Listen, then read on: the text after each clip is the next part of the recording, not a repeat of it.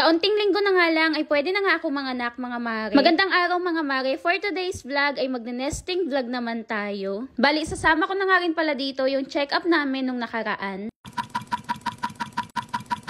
Finally, at nasa third trimester na nga tayo mga mari at kaunting-kaunti na lang ay pwede na nga akong manganak. Nung nakaraan pa nga itong check-up na to pero ngayon ko nga lang na voice over. Alam niyo naman na kahit malapit na akong manganak ay bedrest pa nga din ako hanggang ngayon. Nako, buong pregnancy ko talaga mga mari ay naka-bedrest talaga ako. 31 weeks na nga ako ngayon at magte-32 weeks na nga ako sa Friday. Ang full term nga ay 37 weeks kaya naman kaunting weeks na lang ay pwede na akong manganak. Buti na lang talaga yung check-up ko nung nakaraan ay naging maganda naman yung resulta. Wala din naman talaga akong ibang pinagdadasal kundi makaabot kami ni baby sa term. At syempre, maging healthy siya at maipanganak ko nga siya na walang complication at safe kaming dalawa ni baby. Nung nakaraang check-up nga namin ay medyo tumaba talaga si baby pero ngayon nga ay saktong-saktong lang talaga yung timbang niya. Tinigilan ko kasi kakakain ng matatamis mga mare kaya naman sakto na nga yung timbang ni baby ngayon. Mas okay nga daw ako ngayon sabi ni doktora kaya naman binawasan niya nga din yung mga gamot ko. Sobrang saya ko talaga kapag napapakinggan ko to every check-up.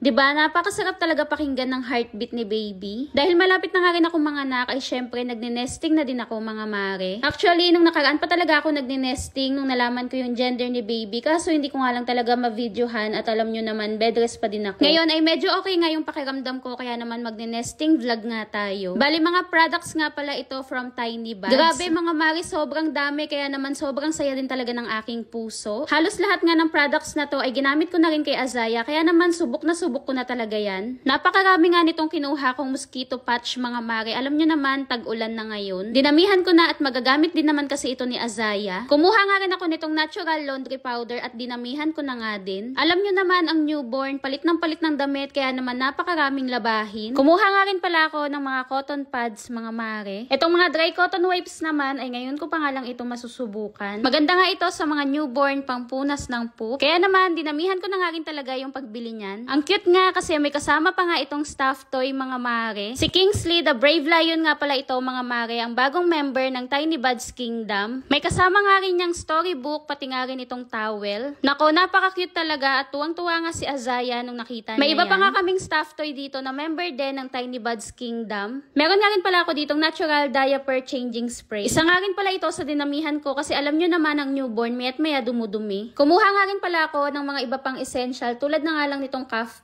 Natural baby oil ito mga mare para nga sa ubo. Meron din ako nitong Gentle 6 na natural baby oil nga din. Tapos itong Hair Highness na nagpakapal talaga sa buhok ni Azaya noon. Itong put-put nga ay dati nga itong Calm Tummies. Alam nyo, sobrang hiyang nito kay Azaya noon. Kapag may kabag siya, ito nga lang yung pinapahid ko at talaga namang nawawala yung kabag niya. Sensitive ang newborn kaya naman kumuha nga rin ako nitong water wet wipes. Nakakatuwa nga lang kasi may kasama pa nga itong gift. Ito nga, titignan ko nga kung ano bang mga laman nito. Itong kulay dilaw nga na box sa mga mare ay si Busy Bee pala ito. Swimming toy pala ito mga mare na pwedeng magamit ni baby kapag ka siya ay naliligo. Pero for now nga ay si Azaya na muna ang gagamit nito. Itong dalawa naman ay Brighten Up Baby Face Cream. Alam nyo mga mare, sobrang mura lang nito pero talagang effective. Ito din kasi talaga yung nagpakinis sa face ni Azaya noon. Itong isang kasama nga ay para nga itong snack box. Ang ate Aya na nga muna ang gagamit nito ngayon kasi pumapasok na nga siya sa school at pwede niya nga itong baunan. Nako, napaka-cute at favorite pa naman ni Azaya yung ganitong kulay.